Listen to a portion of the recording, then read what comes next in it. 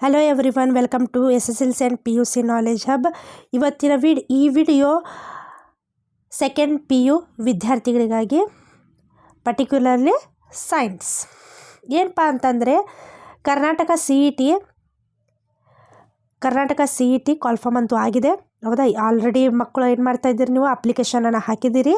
ಅದರ ಜೊತೆಗೆ ಏನಾಗ್ತಾ ಇತ್ತಪ್ಪ ಅಂತಂದರೆ ಬೋರ್ಡ್ದವರು 2026 ಕರ್ನಾಟಕ ಸಿ ಇ ಟಿಗೆ ಸಂಬಂಧಿಸಿದಂತೆ ಏನು ಮಾಡಿದಾರಪ್ಪ ಅಂತಂದರೆ ರಿವೈಸ್ಡ್ ಸಿಲೆಬಸನ್ನು ಬಿಟ್ಟಿದ್ದಾರೆ. ರಿವೈಸ್ಡ್ ಸಿಲೆಬಸನ್ನು ನಿಮಗಾಗಿ ಏನು ಮಾಡಿದ್ದಾರೆ, ಇಂಟ್ರೊಡ್ಯೂಸ್ ಮಾಡಿದ್ದಾರೆ, ಬಿಟ್ಟಿದ್ದಾರೆ.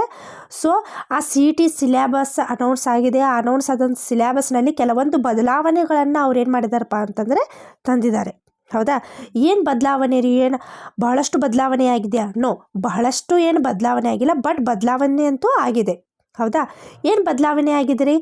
ಪರ್ಟಿಕ್ಯುಲರ್ಲಿ ಫಿಸಿಕ್ಸ್, ಕೆಮಿಸ್ಟ್ರಿ, ಬಯಾಲಜಿಗೆ ಸಂಬಂಧಿಸಿದ ಬದಲಾವಣೆಗಳನ್ನು ನಾವು ಇದರಲ್ಲಿ ಕಾಣ್ತೀವಿ. ಏನು ಮಾಡಿದಾರಪ್ಪ ಅಂತಂದರೆ ಈ ಮೂರಕ್ಕೂ ಸಂಬಂಧಿಸಿದಂತೆ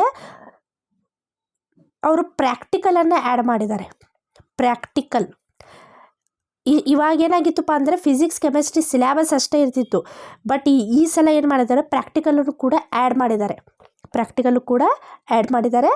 ಸೊ ಹೊಸ ಸಿಲೆಬಸನ್ನು ನೀವು ಎಲ್ಲಿ ನೋಡ್ಕೋಬಹುದ್ರಿಪ್ಪ ಅಂತಂದರೆ ಅಫಿಷಿಯಲ್ KEA ವೆಬ್ಸೈಟ್ಗೆ ಹೋಗಿ, ಓಕೆ, ಅಲ್ಲಿ ಮೇಲೆ 3 ಡಾಟ್ಸ್ಗಳು ಬರ್ತವೆ. ಆ ಡಾಟ್ಸನ್ನು ಕ್ಲಿಕ್ ಮಾಡಿ ಅದರಲ್ಲಿ UGCET ಅಂತ ಬರ್ತದೆ, ಹೌದಾ?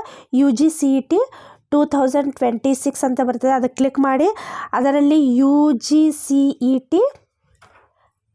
ಸಿಲೆಬಸ್ ಅಂತ ಇರ್ತದೆ, ಅಥವಾ ಪಠ್ಯಕ್ರಮ ಅಂತ ಕೊಟ್ಟಿರ್ತಾರೆ. ಅದಕ್ಕೆ ಕ್ಲಿಕ್ ಮಾಡಿದ ತಕ್ಷಣ ಅಲ್ಲಿ ನಿಮಗೆ ಫಿಸಿಕ್ಸ್, ಕೆಮಿಸ್ಟ್ರಿ, ಬಯಾಲಜಿ, ಮ್ಯಾಥ್ಸ್ ಸಿಲೆಬಸನ್ನು ಅದು ಕೇಳ್ತದೆ.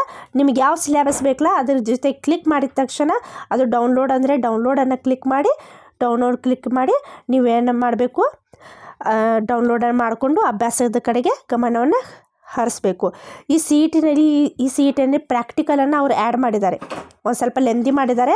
ನಿಮ್ಗೆ ಆಲ್ರೆಡಿ ಎಲ್ಲ ಗೊತ್ತಿದೆ. ಸಿ ಇ ಟಿನಲ್ಲಿ ಕಾನ್ಸಂಟ್ರೇಷನ್ ಸೆಕೆಂಡ್ ಇಯರ್ ಹೆಚ್ಚಿನ ಪ್ರಮಾಣದಲ್ಲಿ ಕೇಳಿರ್ತಾನೆ, ಅಲ್ಲ, ಮೋರ್ ಕ್ವಾಂಟಿಟಿ. ಸೆಕೆಂಡ್ ಇಯರ್ನ ಕೇಳಿರ್ತಾನೆ. ಫಸ್ಟ್ ಇಯರು ಸ್ಮಾಲ್ ಕ್ವಾಂಟಿಟಿ ಇರ್ತದೆ, ಲೆಸ್ ಕ್ವಾಂಟಿಟಿ ಅಥವಾ ಸ್ಮಾಲ್ ಕ್ವಾಂಟಿಟಿಯಲ್ಲಿ ಫಸ್ಟ್ ಇಯರನ್ನು ಕೇಳಿರ್ತಾರೆ. First of all you should read first year syllabus, then go to second year syllabus.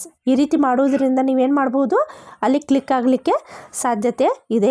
So ಅದಕ್ಕಾಗಿ ನೀವೇನು ಮಾಡಬೇಕು, KEA ವೆಬ್ಸೈಟ್ಗೆ ಹೋಗಿ ಅಲ್ಲಿ UGCET ಸಿಲೆಬಸ್ ಅಂತ ಇರ್ತದೆ. ಅದನ್ನು ಡೌನ್ಲೋಡ್ ಮಾಡಿದ ತಕ್ಷಣ ನಿಮಗೆ ಏನಾಗ್ತೈತಿ, ಸಿಲೆಬಸ್ ಇದ್ದಿದ್ದು ಸಿಗ್ತದೆ. ಸೊ ಈ ಮಾಹಿತಿಯನ್ನು ನಿಮಗೆ ನೀಡುವ ಸಲುವಾಗಿ ಈ ವಿಡಿಯೋವನ್ನು ಮಾಡಿದ್ದೆ. ವಿಡಿಯೋ ಇನ್ಫಾರ್ಮೇಟಿವ್ ಆಗಿದ್ದರೆ ದಯಮಾಡಿ ಲೈಕ್ ಮಾಡಿ, ಶೇರ್ ಮಾಡಿ ಮತ್ತು ಸಬ್ಸ್ಕ್ರೈಬ್ ಮಾಡಿ. All the best for your CET. ಅಭ್ಯಾಸವನ್ನು ಮಾಡಿ. ಏನಾದರೂ ಡೌಟ್ ಇದ್ದರೆ ಕಮೆಂಟ್ ಬಾಕ್ಸ್ನಲ್ಲಿ ಕಮೆಂಟ್ ಮಾಡಿ. ಧನ್ಯವಾದಗಳು.